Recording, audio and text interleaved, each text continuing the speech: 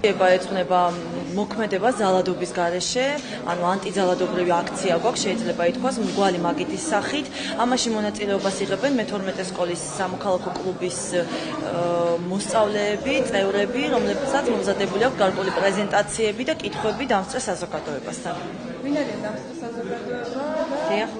კონკრეტულად რა სახელწოდება აქვს ამ აქციას? კონკრეტული სახელწოდება აქციისა გახლავთ მოქმედება ძალადობის გარეშე.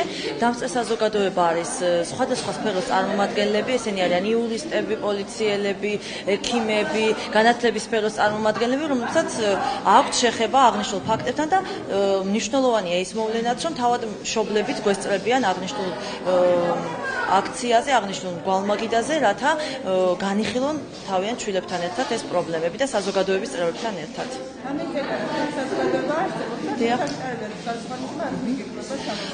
ჩვენი კლუბი ამ წუთას, რაც ამ პროგრამის ფარგლებში არის, არსებობს 2010 წლის ივლისიდან. უკვე 2 წელია მუშაობთ ამ პროგრამით. ეს არის PH International-ის პროგრამა, რომელსაც ანხორციელებს საქართველოს მასშტაბით განათლებისა და მეცნიერების სამინისტროსთან ერთად და ჩვენ მსგავსი ღონისძიებები და აქტივობები ჩაგვიტარებია მრავლად. ნოემბრის თვეში ვგეგმავთ ბევრად უფრო ფართომასშტაბიან მინი პროექტს, რომელიც ეხება კანონს, მართლმსაჯულებას და მისი სახელწოდება ექნება კანონი დღეს. მოსწავლეები ვერთობით სხვადასხვა აქტივობებში ჩვენ გეგმავთ და დღევანდელ დღესაც შეეხება გვაქვს მრგვალი მაგიდა თემაზე მოქმედება ძალადობის გარეშე. პრეზენტაცია იქნება სხვადასხვა ადამიანზე.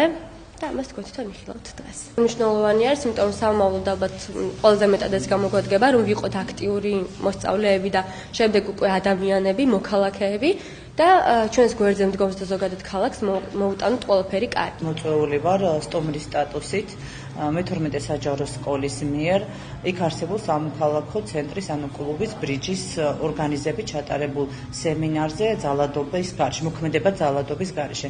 მინდა გითხრათ, რომ საკმაოდ მნიშვნელოვანია, ვინაიდან პატარა ახალგაზრდა მოსწავლეები ახორციელებენ ამ თემებზე მუშაობას და ვიმედოვნებთ, რომ ის პრობლემა, რაც ჯერჯერობით გამეფებული, ანუ ჩვენს საზოგადოებაში ანუ ძალადობა მომავლისათვის ალბათ აღარ იქნება და აღარ მოიკიდებს ფეხს ასე მნიშვნელოვნად. ვფიქრობ, რომ ჯერჯერობით კვლავ რჩება ეს აქტუალურ თემაც და ძალიან მოხარული რომ ახალგაზრდები ამ კუთხით მუშაობენ და იმედია მომავალშიც გააგრძელებენ ასეთ თემებზე მუშაობას.